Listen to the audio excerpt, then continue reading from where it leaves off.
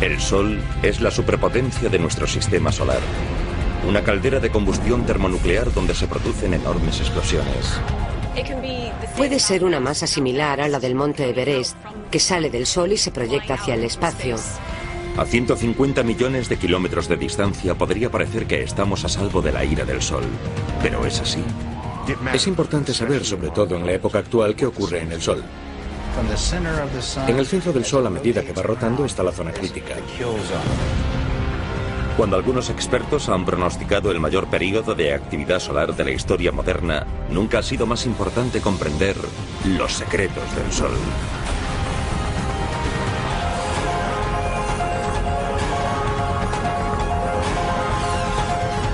El universo. Los secretos del Sol. Hay miles de millones de estrellas en el universo, pero solo una domina nuestro entorno cósmico. El Sol. Es una esfera incandescente formada principalmente por hidrógeno y helio, integrados en un plasma que arde a millones de grados. En la superficie se producen violentas explosiones, mientras vomita tormentas de radiación mortífera a millones de kilómetros de distancia. Nuestro Sol es un tipo de estrella denominada enana amarilla. Amarilla por causa del color de su superficie y enana porque es pequeña como estrella. Pero lo de pequeña es relativo. Dentro de su perímetro cabrían 1 millón de tierras.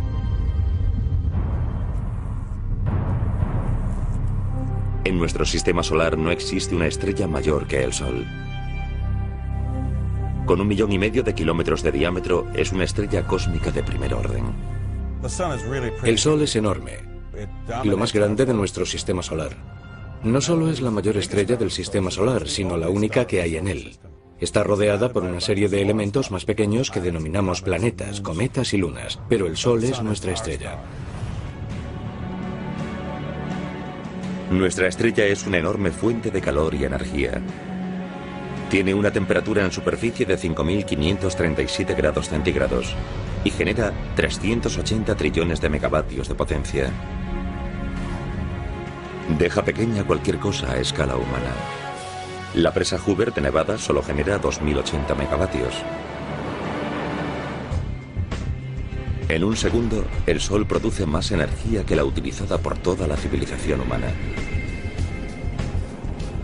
Toda esa energía en un solo parpadeo.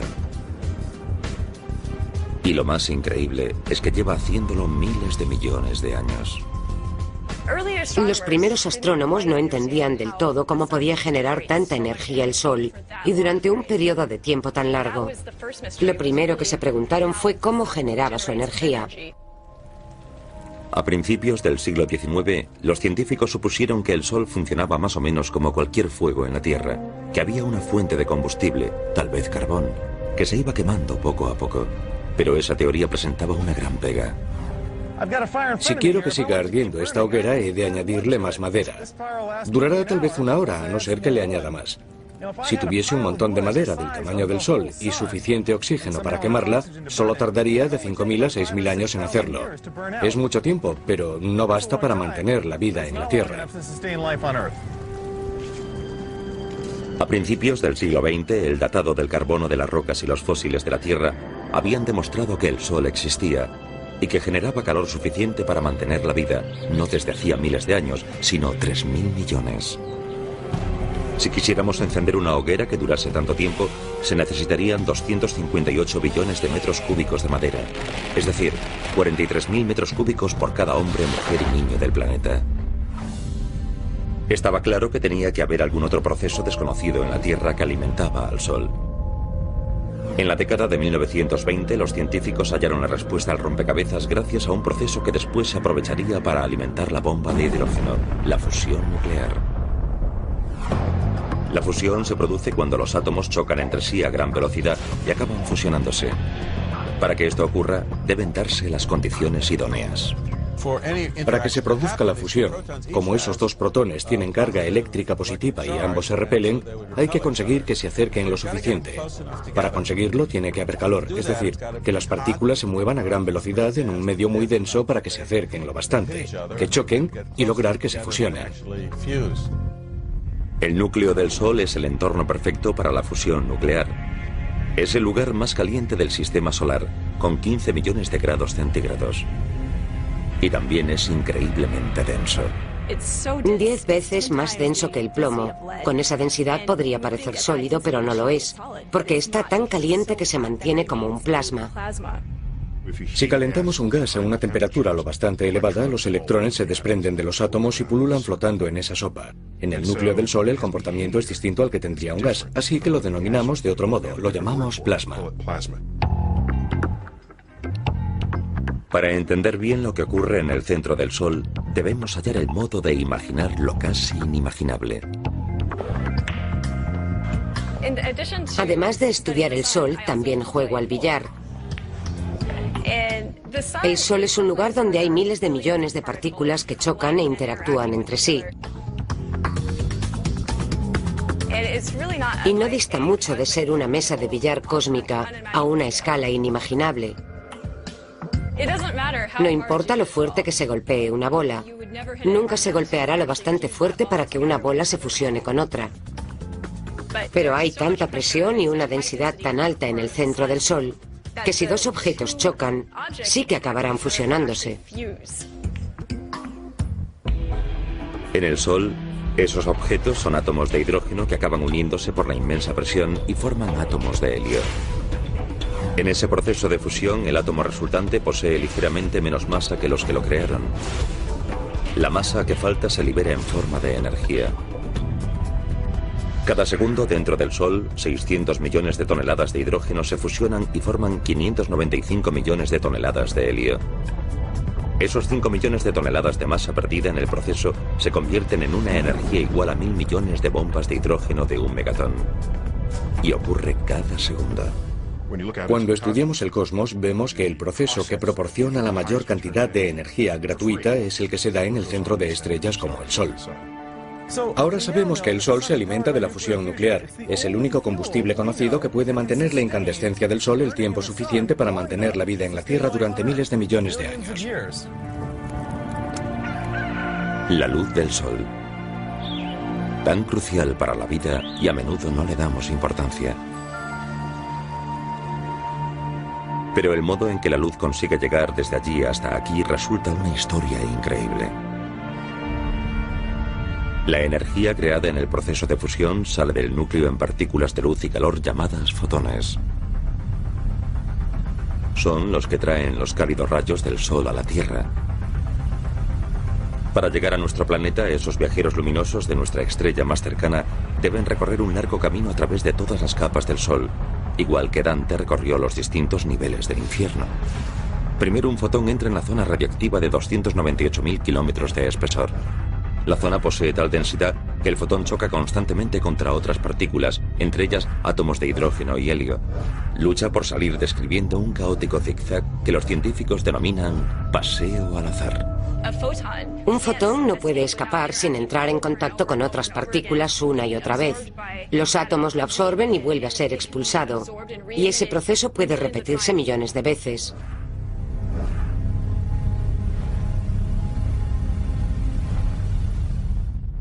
A medida que la densidad desciende y se acerca al exterior del Sol, las colisiones e interacciones son menores.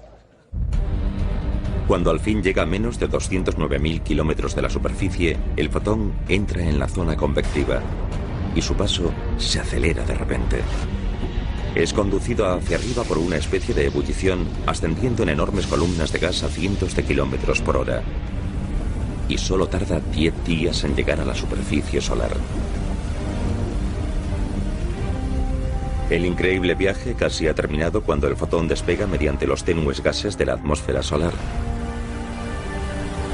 Desde ahí, solo tarda 8 minutos en recorrer los 150 millones de kilómetros de espacio hasta nuestro planeta. Increíblemente, cuando la luz solar llega a la Tierra, ya tiene una existencia de cientos de miles o tal vez millones de años.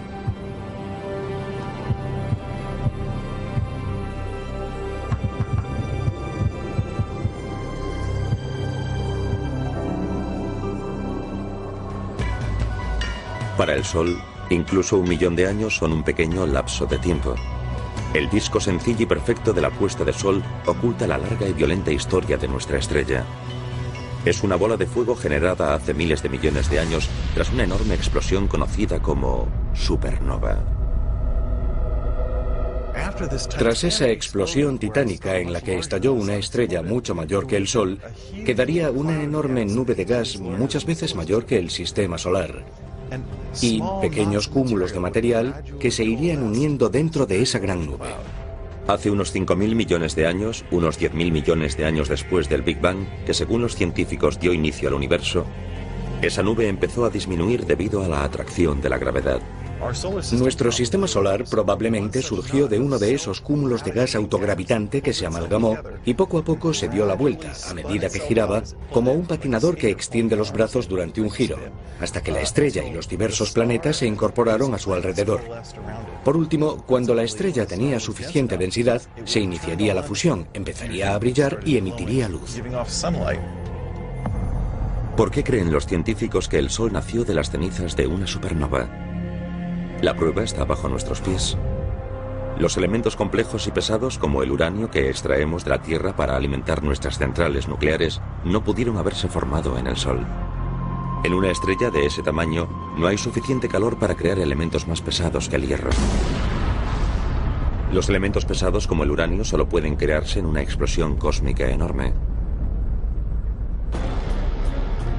La Tierra y los demás planetas del sistema solar se formaron a partir del mismo cúmulo de gas que creó el Sol. En ese proceso el Sol absorbió el 99% de la masa. Eso significa que es el mayor objeto cósmico de nuestro sistema solar y que ejerce la mayor fuerza de gravedad. Por eso todo gira en torno a él. De todos los planetas, la Tierra obtuvo un lugar privilegiado respecto al Sol. Si estuviésemos más cerca de él, nuestros océanos se evaporarían y el suelo estaría lo bastante caliente para fundir el plomo. Si estuviésemos más lejos, nuestro planeta sería un desierto helado.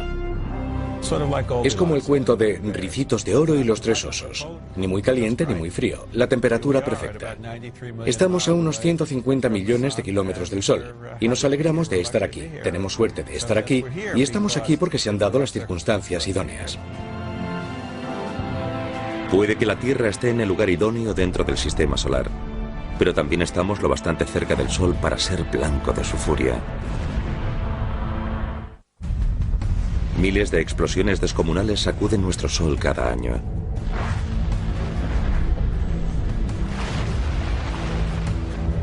Podría pensarse que esas explosiones se deben a las reacciones nucleares del centro,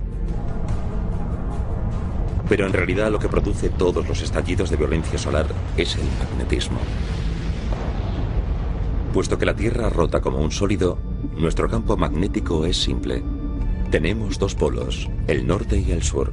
Eso es lo que hace que la brújula sea tan útil para orientarse en el planeta. Pero imaginen que en vez de dos polos hubiese de 1 millón a 10 millones. Es lo que ocurre en el Sol. El campo magnético del Sol es una maraña enredada, porque aunque se mantiene unido gracias a la gravedad, el plasma no rota de modo uniforme. El plasma del ecuador rota una vez cada 25 días terrestres, mientras que el plasma de los polos tarda unos 35 días en dar la vuelta una vez. El Sol tiene lo que denominamos rotación diferencial. Todo ese plasma está rotando y removiéndose, y eso origina que las líneas del campo magnético se retuerzan, se entrelacen y se mezclen. Aunque las líneas del campo magnético son invisibles, sabemos que existen en el Sol gracias a las figuras denominadas rizos magnéticos, que se elevan hacia la atmósfera solar.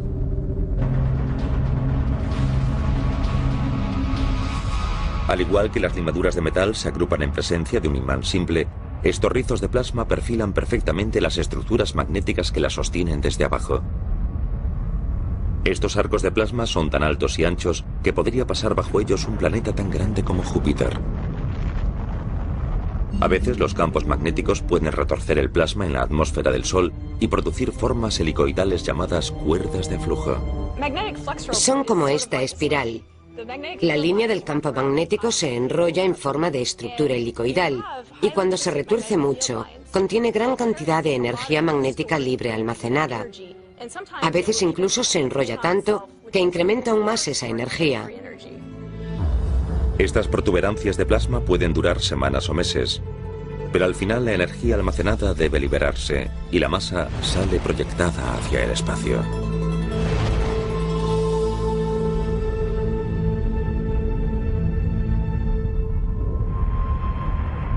Donde el campo magnético del Sol está más retorcido y es más complejo, el calor que bordea desde abajo está cubierto y el material se ha enfriado al menos 1000 grados. Como resultado, aparecen manchas relativamente oscuras en la superficie solar denominadas manchas solares. Estas manchas solo parecen oscuras comparadas con el material incandescente que las rodea. Si hubiese algún modo de colocar una de ellas aislada en el espacio, brillaría 10 veces más que la luna llena. Estas manchas, que parecen diminutas, en realidad son cráteres de plasma tan grandes como toda la Tierra. Galileo fue uno de los primeros científicos modernos que observó las manchas solares. Utilizando un telescopio, proyectó la imagen del Sol sobre un papel y la dibujó. Se percató de que las manchas se movían por la superficie de la estrella, lo cual fue el primer indicio de que el Sol rotaba. No solo rota el Sol, sino que las propias manchas solares pueden girar como huracanes sobre la superficie solar. Y cuando lo hacen, las líneas de su campo magnético se retuercen en extremo. Al retorcerse, esas líneas magnéticas acumulan más energía y por tanto pueden producirse grandes erupciones. Imaginen que una goma es una línea del campo magnético. Si le damos vueltas y la retorcemos a tope, tendrá tanta energía que cuando la soltemos se liberará. Si cogemos una goma sin retorcer y la soltamos, no liberará energía.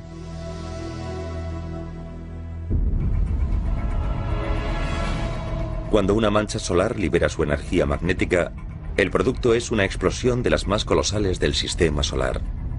Las llamaradas solares. Una sola llamarada libera una energía de 1000 millones de megatones, la que producirían 1 millón de erupciones volcánicas en la Tierra. Aparecen como regiones muy iluminadas. Despiden tanta luz debido a su altísima temperatura, del orden de los 6 millones de grados centígrados, y pueden durar horas. Su energía es descomunal. El conjunto de la explosión equivale a millones de bombas nucleares que salgan de la superficie del Sol a un tiempo. Las llamaradas solares no solo se proyectan hacia el espacio, también canalizan partículas de gran energía hacia una capa del Sol llamada cromosfera, donde transfieren rápidamente su energía, igual que la bola blanca golpea a las otras bolas en el billar.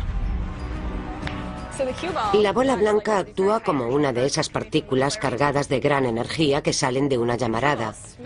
La bola blanca golpea muy rápido la primera bola y cuando impacta con ella, transfiere la energía al resto de las bolas, que después se dispersan debido a la energía que les han transferido. Si una gran llamarada expulsa suficientes partículas cargadas de energía a la vez, empiezan a suceder cosas extrañas. Aquí vemos imágenes reales de un seísmo solar.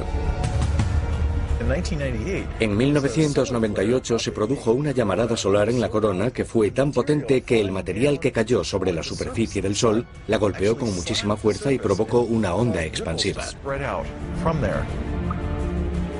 Aunque pueden parecer ondas en un estanque, en realidad son olas de 3 kilómetros de altura que se desplazan a una velocidad máxima de 402.000 kilómetros por hora.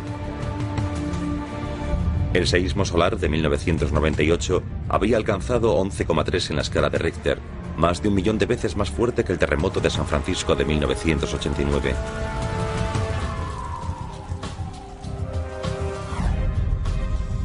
Para sacudir la superficie del Sol de ese modo, la llamarada solar tuvo que liberar una cantidad colosal de energía. La misma que se liberaría si cubriésemos toda la masa terrestre con un montón de dinamita de 1 metro de altura y la hiciésemos estallar toda a la vez. Por tanto, no se trata de explosiones pequeñas. Los terremotos no son los únicos fenómenos naturales con equivalente en el Sol. Una llamarada también puede desencadenar un tsunami solar. ya que las oleadas de plasma de la atmósfera solar viajan a 1 millón de kilómetros por hora, extendiéndose por toda la superficie de la estrella en cuestión de horas.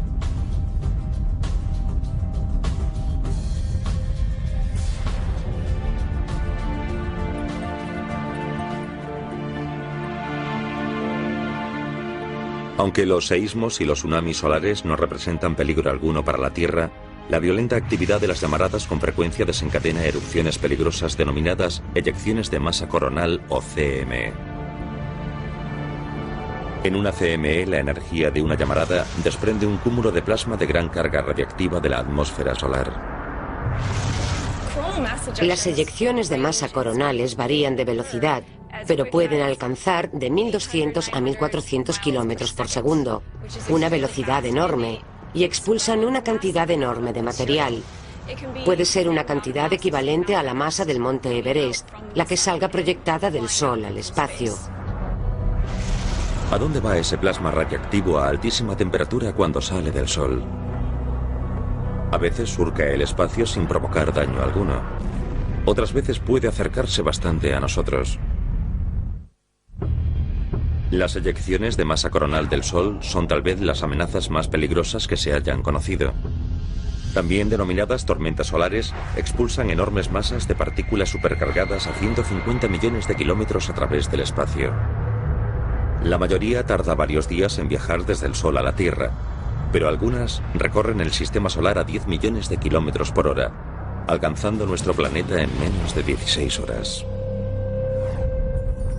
Esas tormentas pueden provocar corrientes en la exosfera, inutilizando satélites e instalaciones de suministro eléctrico, y poseen potencial para causar tanta destrucción en nuestras infraestructuras como un huracán o un tornado.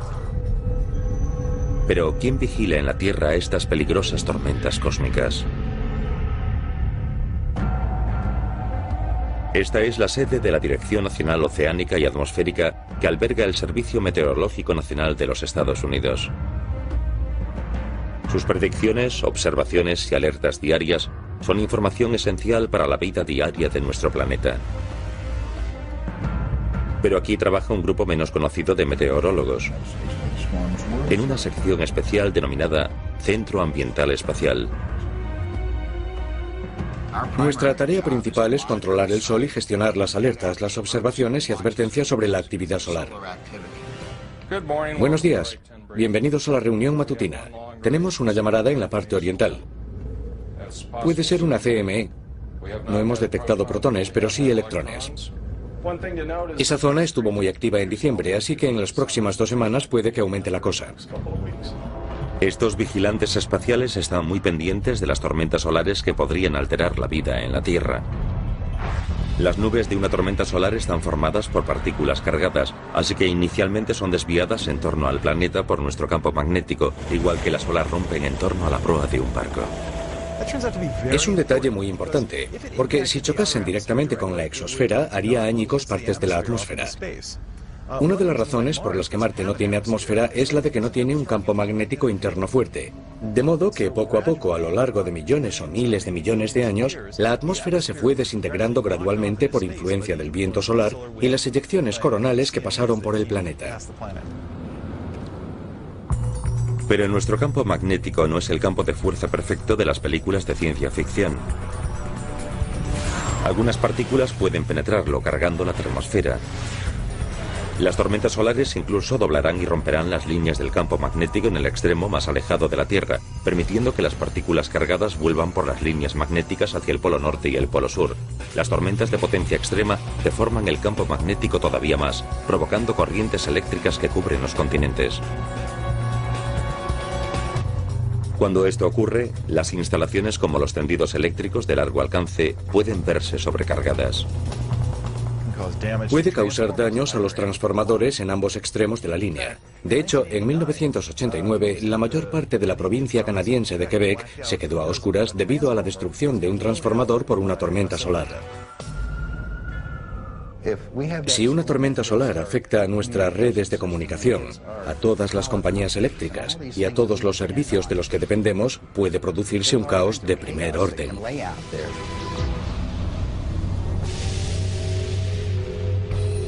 Si los suministradores de energía tienen tiempo para reaccionar, pueden reducir la cantidad de electricidad en las líneas y evitar la catástrofe. Los operadores de los satélites también pueden prepararse para el ataque con un aviso a tiempo. Cuando se avecina una gran tormenta espacial, se apagan algunos de los satélites para que la tormenta no provoque cortes eléctricos ni inutilice de algún otro modo el satélite. O sea que cuanto antes se avise, mejor.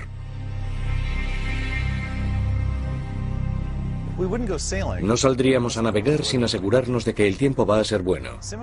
De igual modo, cuando tenemos una red de suministro, como un tendido eléctrico o telefónico, que pueden verse afectados por el clima en el espacio, necesitamos saber el pronóstico del tiempo para obrar en consecuencia. Las tormentas solares también interrumpen las comunicaciones de alta frecuencia utilizadas en aviación. En los años 80, el Air Force One transportaba al presidente Reagan en un viaje a China cuando se produjo una tormenta solar. Todas las comunicaciones quedaron cortadas varias horas, aislando por completo al jefe de gobierno de los Estados Unidos. Es tan esencial como el pronóstico del clima terrestre. Cuando se avecina un tornado, sabemos que urge informar al público para que la gente sepa lo que va a ocurrir. Lo mismo ocurre con el clima espacial. Los que dependen de esa información necesitan conocerla y cuanto antes. Hace tan solo unas horas detectamos una eyección de masa coronal. Comprobaremos a dónde se dirige esa masa y después podremos medirla y ver cuánto podría tardar en llegar a la Tierra desde el Sol. Vemos una enorme explosión de material que sale del Sol. Fíjense en esta imagen pequeña. Aquí tenemos el Sol cubierto. Y miren la masa que sale proyectada al espacio. Es enorme, descomunal. Como las líneas magnéticas surgen del Polo Norte y del Sur, la energía de las tormentas solares tienen acceso fácil a esas zonas. Por esa razón, a los expertos les preocupa que los que viajen en avión sobre los polos durante una potente tormenta puedan verse expuestos a niveles dañinos de radiación. Tal vez una dosis igual a 100 radiografías.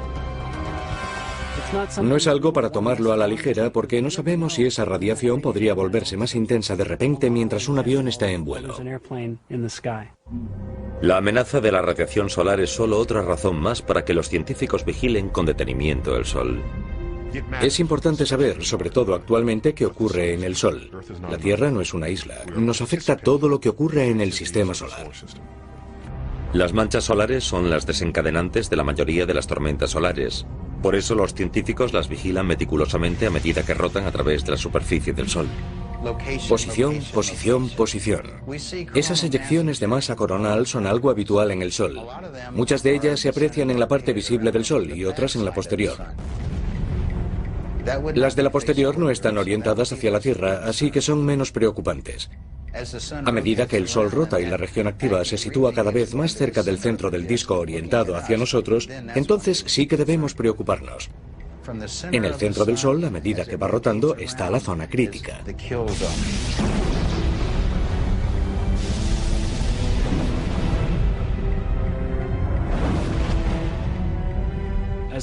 Cuando la mancha solar rota y empieza a estar orientada hacia la Tierra, es cuando nos debe preocupar la tormenta. Si entonces se produce una gran tormenta, puede apuntar directamente hacia la Tierra y toda la potencia del estallido azotará el planeta.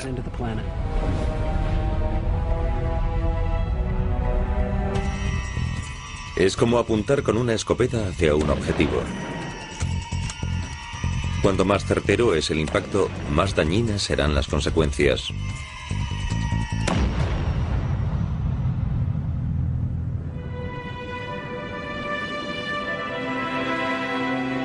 Pero el gran peligro también alberga una belleza inigualable.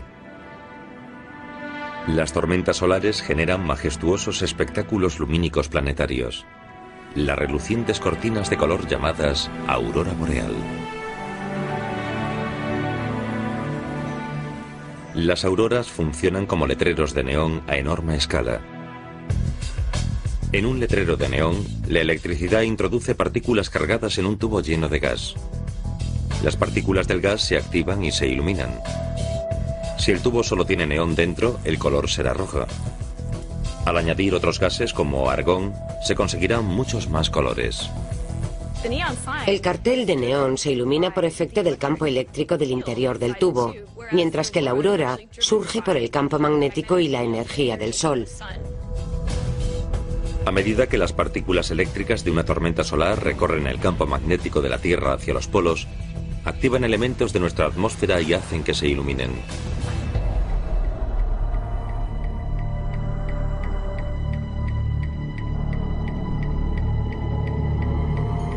Las moléculas de oxígeno emiten un color verde o rojo. El nitrógeno emite tonos rosas, azules y violetas. Aunque esas luces fantasmales suelen producirse solo en los polos, las tormentas solares de gran potencia pueden llevarlas más cerca del ecuador. En 1859, una tormenta geomagnética provocada por una enorme llamarada solar creó auroras tan al sur como Roma. La tormenta de 1859 fue un evento de potencia poco habitual, que algunos llamaron la tormenta solar perfecta. La tormenta de 1859 nos mostró una pizca de lo que puede hacer el Sol. Fue tan intensa y el alineamiento tan perfecto que venció las defensas naturales de la Tierra.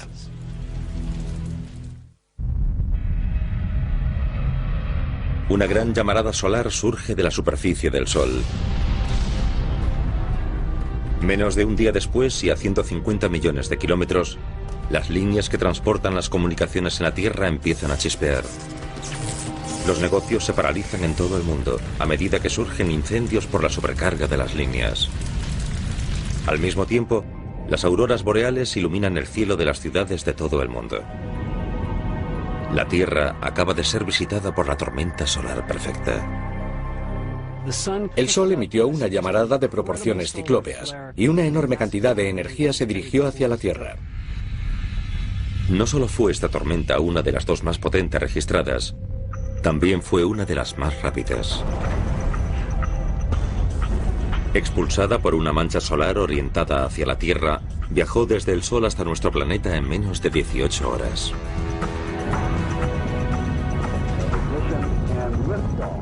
Una nave espacial rápida tarda años en llegar al Sol.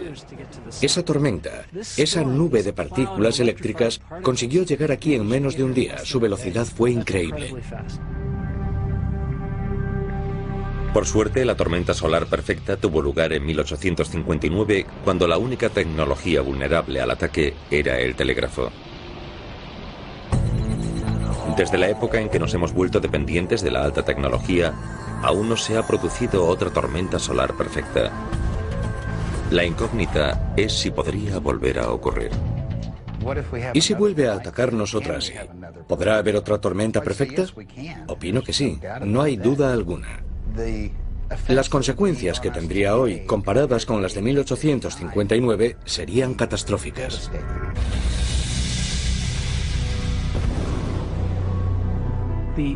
Los efectos en la Tierra y en nuestras redes de comunicaciones no se pueden calcular. Eso es lo más aterrador. Es probable que nuestras redes modernas se viesen azotadas como las casas de una playa durante un huracán.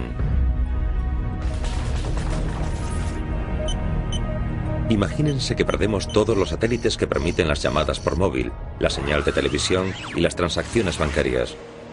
¿Y si al mismo tiempo el fallo de la red eléctrica sumiese regiones enteras en la oscuridad durante horas o semanas?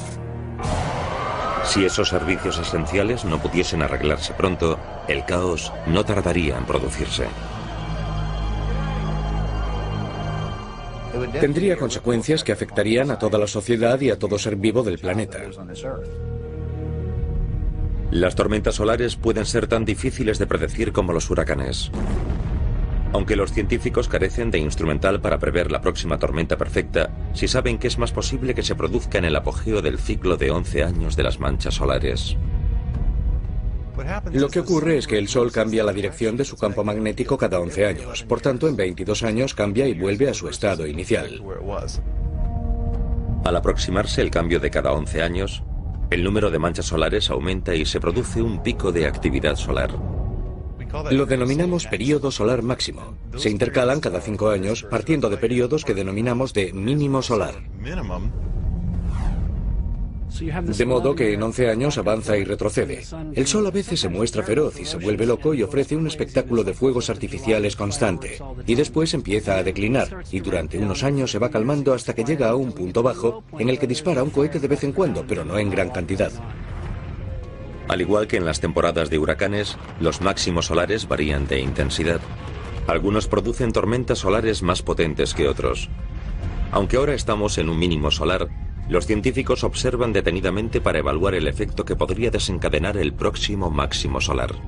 El último solar máximo tuvo lugar en el año 2001, así que el siguiente debería ser sobre 2012, pero hay distintas opiniones. Todos los físicos solares están a la espera conteniendo el aliento para ver qué sucede. Hay opiniones muy diversas sobre lo que va a ocurrir. Un grupo dice que el próximo ciclo solar podría ser el más potente de la época moderna.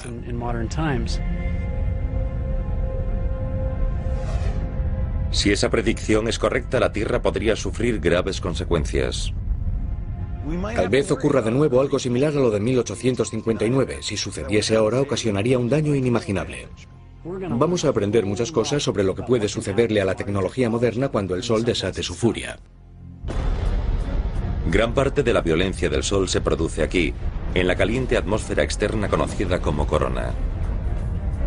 Esta región guarda desde hace tiempo uno de los grandes misterios solares, porque aunque está a 800.000 kilómetros del núcleo generador de calor, está a millones de grados de temperatura.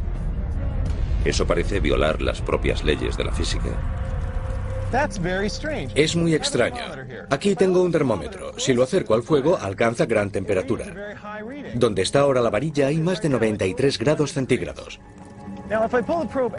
Si aparto la varilla y la alejo del fuego, baja a unos 36 grados. Cuanto más me alejo del centro, más se enfría. En la atmósfera, en la corona del Sol, la temperatura está tan alta como en el núcleo. Es como si, por ejemplo, allá lejos la hoguera calentase igual que estando cerca de ella, aún estando muy lejos del fuego. ¿Qué fuerza podría causar el gran calentamiento de la corona? La respuesta los dejará atónitos.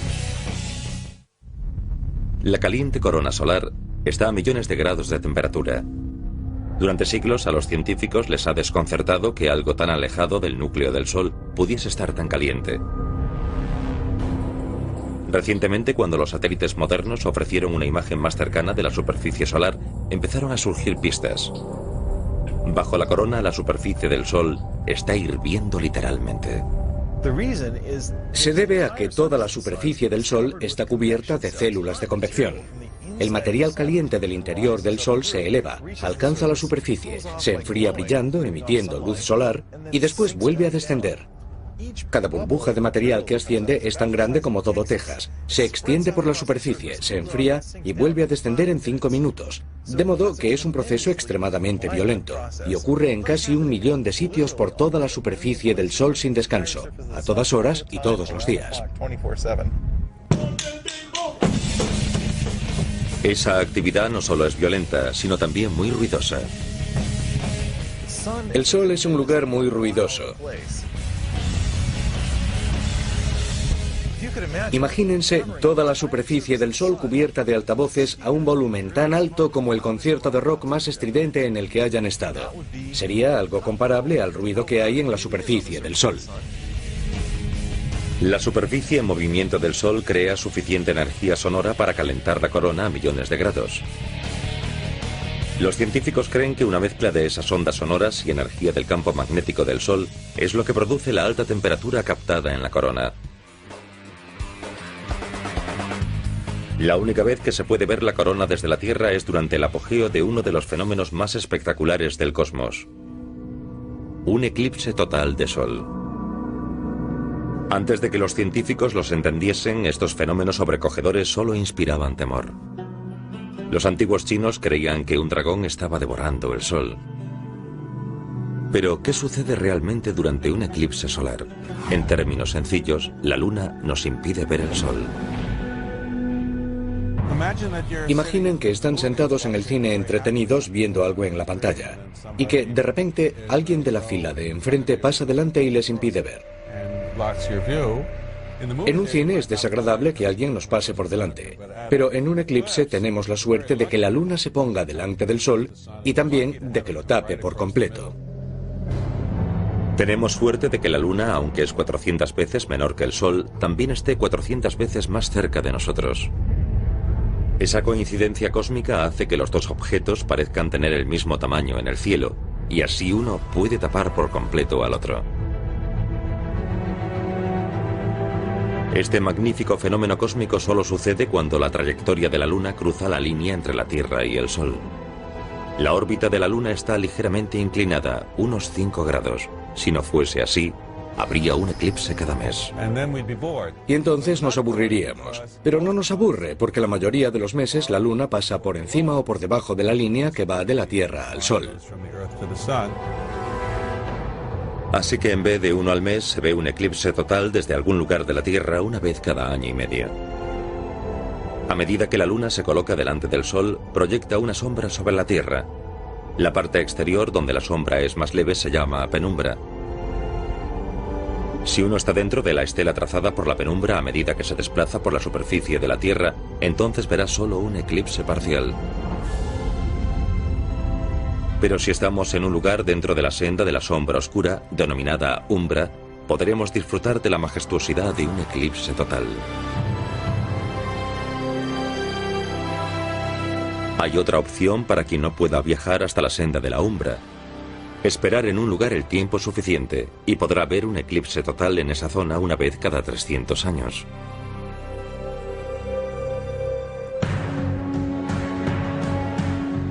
El Sol, esa estrella brillante de nuestro sistema solar, es capaz de la belleza más impresionante y la violencia más feroz.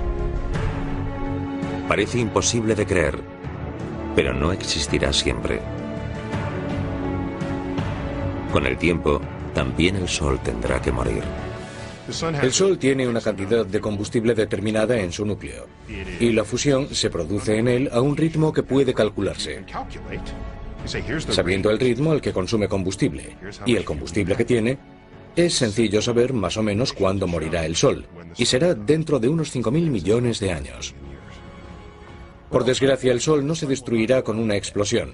Es demasiado pequeño para estallar en una supernova. No obstante, las estrellas hacen algo muy peculiar. Son uno de los pocos objetos que se calientan mientras se enfrían. Cuando vaya agotando el hidrógeno de la combustión, nuestra estrella más cercana se enfriará e irá menguando debido a la fuerza de la gravedad.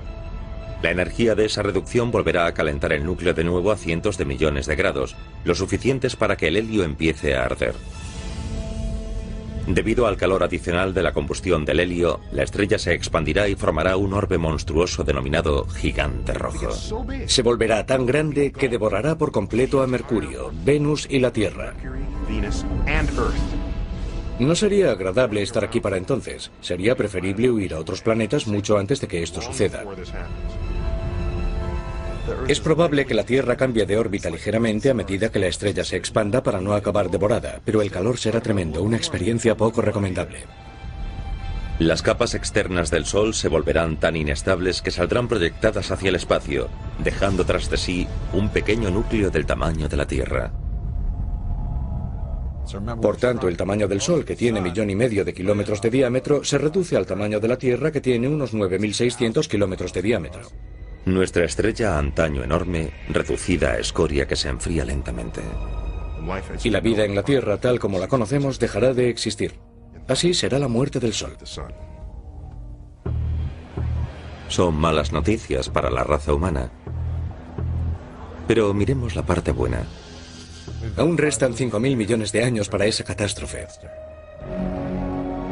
Por ahora, la humanidad goza del brillo de un sol en el apogeo de su vida.